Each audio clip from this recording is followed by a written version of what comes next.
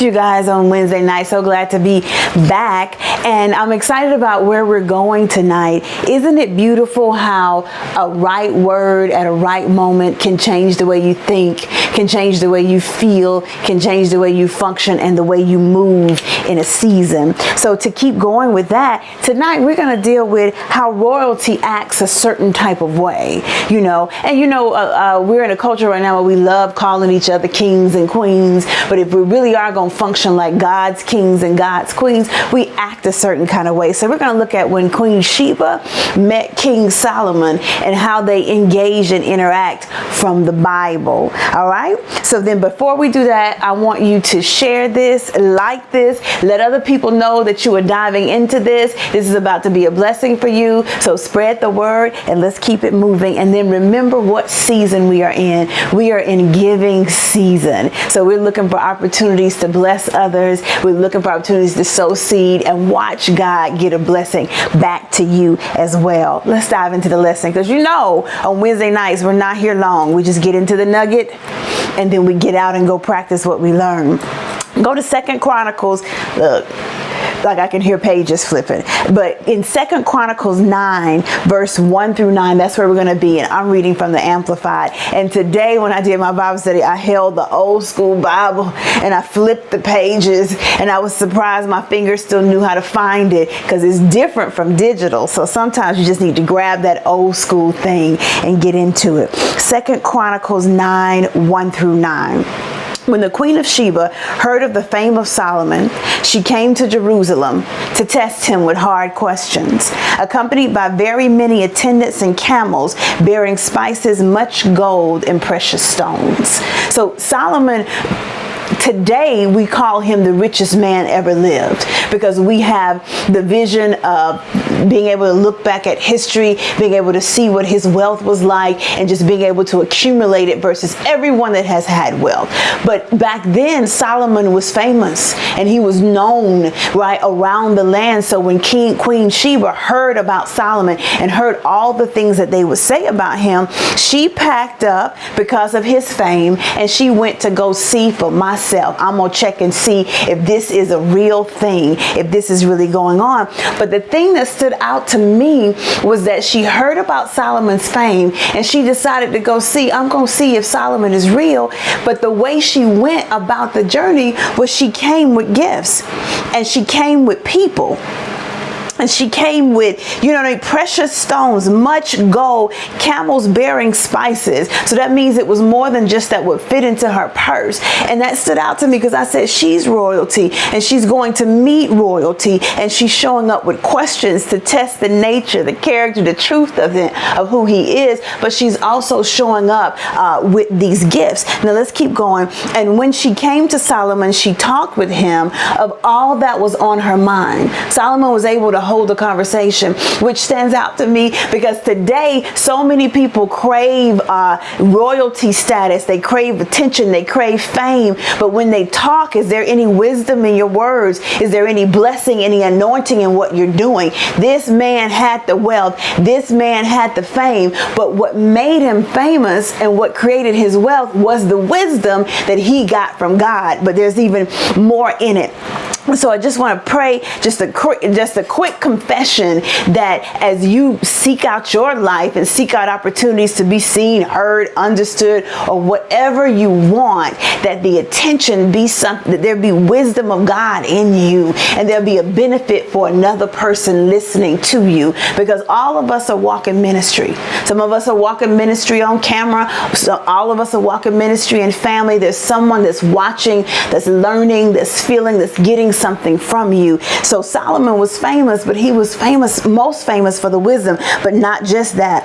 We're in 2 Chronicles chapter 9 verse 2, and Solomon answered all of her questions. There was nothing hidden from him which he was unable to make clear to her. He was a wise man. He was able to answer all of her questions, and he hid nothing from her. Look at verse 3. And when the Queen of Sheba had seen Solomon's wisdom, the house he had built, the food of his table, the setting of his officials, the standing at attention of his servants and their apparel, his cupbearers also and their apparel, his burnt offerings which he offered at the house of the Lord, there was no more spirit in her. Let me break this down another way. It says that when Queen Sheba, in verse 3, saw Solomon's wisdom, she saw his work in the house that he built, and she saw his wealth, and she was able to see his wealth because of the food on the table, the way the officials sat at the table, his influence, the attention that the servants were dressed so well that was impressive. His cupbearers, the way they worked, the way they operated, and the way that they looked. So not only was Solomon looking good and operating well, everyone around him was looking good and operating well. But then she was impressed by his giving. She was impressed that his burnt offering, which he offered at the house of the Lord. I went to 1 Kings 10:5 because they described it as her reaction was she was breathless and overcome. She was like, I'm done. I'm done. Not only is this man wise, this man is wealthy. Everything around him is blessed. Everything around him is beautiful. Now he's going up to give offering to God. He's also generous, right? And I loved it because it lets you know how royalty acts. God's royalty, people that have been put in position by God, they act a certain way. There is a wisdom that you have when God has placed you, because you're just not just riding on what you know, you're riding on what God knows, and he's able to flow it through you and out to the other people around you. So there's a wisdom, there's a wealth, a reward that he wants to get to you for your life, a healing, a breakthrough, an answer, whatever it is that you're standing for, and then more than you could even think or imagine, because he's God. It's a whole nother level beyond what you can comprehend and understand. Then not only that whenever you are given position and authority and you are brought there by God, when you know God is the one that did it, then you're a giver. It is not, you are not caught up in the stuff, because you understand the stuff came from the Father. So then you are a giver. This woman showed up, this royalty, this leader in her own nation showed up to find out information, and she showed up with a gift and a blessing, right? And then when she gets there, she finds out the person she came to learn from is also a giver too, right? So when we know who brought us to the dance, when it's God, we function different, right? I don't have to be afraid of you gonna take this from me, you gonna make me fail, you gonna make me mess up. No, God brought me, so I'm his daughter, I'm his queen. God brought you, you're his son, you're his king. So when you stand there in the position, you know how to be, right? Because if he's gonna bring you to a position, he's gonna give you the wisdom to be able to operate in that position. He's gonna give you the wisdom to be relevant in that role, in that moment, in that season, wherever he's planting you, mother. So if you're mothering, he'd give you the wisdom. God would give mom downloads on how to deal with us, creative ideas on how to get through to us, right? With whatever position he puts you in, if you're in leadership, if you're authority, if you've got a promotion, right? God is going to help qualify you for that. And it doesn't mean you sit at home and I'm going to get it all from God, but it means that you respond to what he sends your way. You're able to identify and discern in wisdom. This is what I need to know. This is who needs to mentor me. This is where I need to study. This is how I need to learn. You see what I'm saying? God, he'll set you up. When you're his royalty, he sets you up. And when he sets you up and you understand, your heart operates a certain way. Let's keep going. 2 Chronicles 9:5. She said to the king, the report which I heard in my own land of your acts and sayings and of the wisdom was true. When they told me that you were this wise, it's true. When they told me how you act, it turns out that it's true. You are everything that they say you are. She's saying you're not just hype, you are the real deal. When you are God's king, you're not just hype, you're the real deal. So then we don't have to worry about imposter syndrome when you were put in a position by God. right? Because he is, again, he qualifies you, he prepares you. And then when other people are trying to figure out how you got there, that's their business. You're put there by God. Do what the Father say do. Operate how he wants you to operate. Keep it moving. And you know what's going to happen? They're going to get curious about you. And their curiosity about you is going to lead them right back to God. And that's what you want. Look at this one, verse 6. But 2 Chronicles 9 and 6. But I did not believe their words until I came and my eyes had seen it. Behold, the half of the greatness of your wisdom was not told to me. She said, even though everything I heard about you was great, I had to see it for myself. And now that I'm here seeing it for myself, the wisdom in you is on another level above what they said it was. Right? So then that means when you are, instead of striving, let's lean more into God. Let's lean deeper in the pursuit of his wisdom. Because when we lean into the pursuit of his wisdom, the pursuit of his presence, we become more than we could ever be on our own. People are going to talk about you. So why not, when they get close up to you, you be even better than what they thought? Right? And when people lie on you, go ahead and let the Holy Spirit deal with you. So when they get up close, they be like, they lied. You know what I'm saying? Not only are you a blessing, you're on a whole nother level. Not only are you wise, it's beyond what I could even comprehend. See, you belong to God. So when you are a queen or a king according to God, then you act a certain way. Royalty moves a certain way, right? There's so many nuggets in this moment when this king and queen met each other. Look at this one. Look at this one. Behold, the half of the greatness of your wisdom was not told. You surpassed the fame that I heard of you. Now let's remember, Solomon was not seeking fame. He was seeking wisdom, because he wanted to be effective as the leader of his nation. He had taken over after his father. He had all of this responsibility and he wanted to be relevant. So he gave an offering and he went to God, right? And God gave him the wisdom. And because his heart was so focused on the wisdom, he also gave him the wealth. Now she said, and this moment, this exchange and the way he has lived his life made him famous. And when she gets up close, it's even more, because she keeps ranting and raving over the wisdom, going back to the wisdom, not just the wealth. Now look at this. It says verse 7, 2 Chronicles 9 and 7. Happy are your wives and men. That's your family. Modern day, that means your family is happy. Happy are these, your servants who can stand continually before you and hear your wisdom. That's your team. That's your employees. That's the people that have to work up close to you. And in verse 8, blessed be the Lord your God, who delighted in you and set you on his throne to be king for the Lord your God, because your God loved Israel and would establish them forever. He made you king over them to do justice and righteousness. She said, not only is your family happy, not only is your team happy, but God is also happy with you, because the way you operate looks like and smells like and functions like him. And she said, I find you to be a righteous man. I find you to be a just man. And that is why God has given you the position. So then as you strive and go after whatever it is God is whispering in your heart, remember, every victory is given to you by God for a purpose.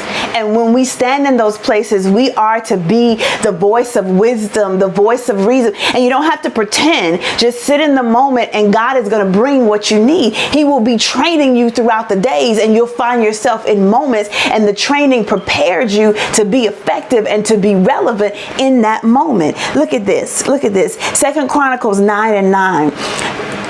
This is her reaction to what she saw. She gave the king 120 talents of gold, a very large quantity of spices, and precious stones. Such spice was not anywhere as that which the Queen of Sheba gave King Solomon. Okay, so after she encountered him, and I don't know what's going on with that, but after she encountered him and asked all of her questions and just benefited from his wisdom and got her questions answered. And you know, that's really important, because a lot of times we'll sit out here and someone will know how to do what we want to know how to do, and then we'll get up close to them and we want to stop them. I was in the gym, and a lady wanted to know how to use a piece of equipment, and so she stopped the trainer to ask him, right? But the thing is, the trainer is training someone else. That person has paid to receive that knowledge, and she tried to stop him so that she could get it for free real quick. And then he said, no, I'm training her right now, and went back to work. And it stayed with me, because we will want answers, but we won't show up with gifts to honor the person that has the knowledge or the wisdom or the information that we need. This queen showed up with gifts. She didn't show up talking about all of her lands, and her lands were vast, right? And all of her own. She came with the gift to receive the blessing that he had to offer, right? And he blessed her right back. Now look at this. Look at this. 120 talents of gold. One is $250 million by today's terms, right? So she shows up, and her thank you is more than $250 million, because I round it down. It's very, very conservative. Now look, but it's all in gold. Now look at this. She shows up with a very large quantity of spices. So 1 Kings 10:10 says, never again came such abundance of spices as these the Queen of Sheba gave King Solomon. But the Hebrew word for the spice that she brought, it was balsam.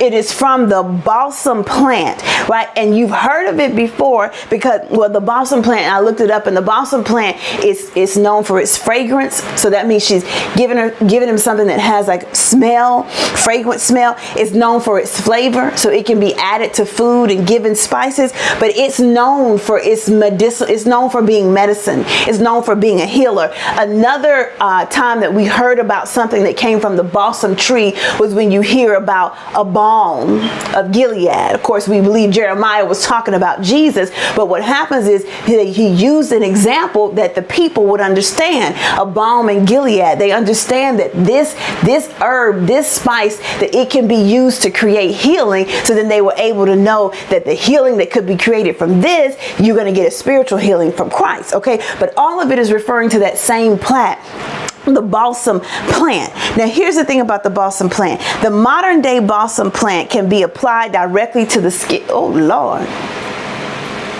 Well, I do not want to give y'all whiplash, so let's just get to one place. The modern day balsam plant can be applied directly to the skin. And when it is, it will treat hemorrhoids, and it will kill germs. So the modern day balsam plant is a healer, right? That's what it's known for. Historically, it was also known for being used to heal burns, for being sores, cuts, tumors, heart, and chest pain. So that means you could take it internally. It was been used for cancer, mucous membrane swelling, which means inflammation, right? It's been used for colds, coughs, warts, wounds, and all types of pain relievers. So when she brought him a spice, she just didn't bring him something in her cabinet that don't mean anything to her, something in her cabinet that she don't like and that she doesn't want anymore. She brought him the best that she had. Now, it goes on to say that such spice was such spice was not anywhere as what the Queen of Sheba brought to him, right? So she brought him so much, that amount of quantity that she left for him was nowhere else except what she brought. So she brought her best, her unique thing, her special thing, a healing thing to this king. And I loved it because it stood out to me, because I said, oh my God, it's going back. When you look and you keep dealing with God, when you look at the very beginning, one of the first times that we see God asking us to give, and we look at the two brothers, Cain and Abel, in Genesis, and one got in trouble because he did not give his best. Both of them gave, but he did not give his best, and it created a problem for him, a separation between him and God. And it gave him a curse, but because of Christ, right? For us, it's not that, but we don't give our best, it will separate us from opportunities, right? And I want every opportunity that God has for me. I don't want to miss out on no opportunity because I failed to show up with the best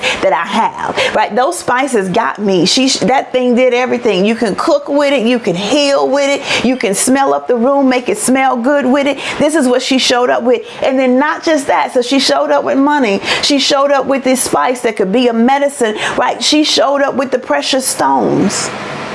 Right? So let's be clear. Highly attractive, precious stones that could be put into jewelry, that could be traded because there was value in it. This woman showed up with her best. And that was just to go get what he had and get his knowledge and get his blessing. And it's just a reminder that the word does say your gifts will make room for you. And it's a reminder that when people have a blessing or an anointing or a word or a healing or a breakthrough, you want to show up with something, right? You want to show up with an exchange where you're saying, Father, I appreciate what's happening in this moment. Just as you would with another human being, I appreciate you giving me this moment, to mentor me, to give me that time, giving me these seconds, giving me this knowledge, giving me these nuggets. So it takes us out of that thing where we keep trying to get everything and give nothing. How does royalty act?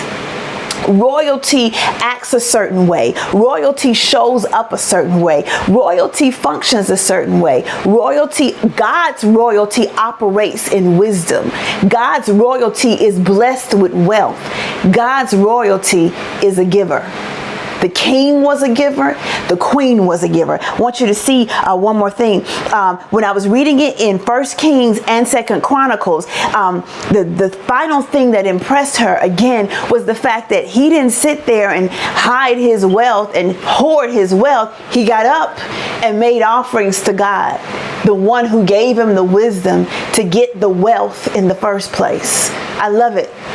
I love it. It's a setup. You are God's daughter and you are God's son, which means you are designed to be his king and to be his queen. So then my prayer for you is that in any area where we don't look like God and sound like God and move like God and operate in his wisdom, I pray for growth, right? So that we can take it to the next level and that he can get the blessing. All right. But this is my quick nugget for you. I want tell you one more thing, but first I want you to remember that I want you to get ready to give, because this is giving season. This is first fruit season. And I want to let you know, Faith by Hearing is partnering up with Kroger, and we're going to be giving away $1,000 worth of gas on Sunday at 1:30. So we are preparing to give. And then we have church service at 11 a.m. and we want you in the house and come and enjoy this, because it's the beginning of resurrection season, and come with your heart prepared to give, right? And to sow and to plant into this fertile soil, so we can do what God is calling us to do, continue this work, because it is giving season. So you get your heart ready and you be deliberate about it. And for those of you for touchless giving tonight, we are on Cash App, and it is $. I think they put the $sign in front of there. If this is going to work. All right, there's the information for giving. But I want to remind you, when the queen met the king and when the king met the queen, they showed up, and the first exchange was an exchange of wisdom. She asked her questions and he sat and answered, and he hid nothing from her. He met her where she was, right? And he answered everything that came up, everything that she wanted to know. And I love that, right? So he wasn't sitting there trying to pretend and keep something from him. He was operating in the wisdom of God. She was impressed by his wisdom. God gave it to him. She was impressed by his wealth. God gave it to him. By the way the team moved, she was impressed by his work, right? By the house that he had been able to build. But she was also impressed by his giving. And it's a reminder that whatever side we're on, if we're at the head, we're to be givers. If we're at the tail, we're to be givers. If we are the king, we're to be givers. If we are the queen, we're to be givers. If we're the one that's coming in, we're to be givers. If we're the ones that's going out, we are to be givers, because God has a floodgate for you. So I want to make sure that you get whatever it has been in the way, whatever blockage, whatever whatever holds you back, so you can go ahead and just dwell in and receive everything that God has for you. Because sometimes the first blessings are just like they were with Solomon. It's the wealth second. It's the wisdom to know what to do in this season first. Amen. All right, that's everything I have for you guys. All right, so let's go out and we will see you Sunday. And remember, I know you already know, it's giving season, so prepare your heart to give, and please let people know that we'll be giving away gas as well. We'll see you Sunday at 11 a.m. Hey, hi Miss Leah, hi Miss Raquel, I miss you. How you doing? Hey Miss Linda, and how you doing Miss Shirley? All right, you guys, if it blessed you, share it, and we will keep it moving. I will see you. I don't know what that is. Later.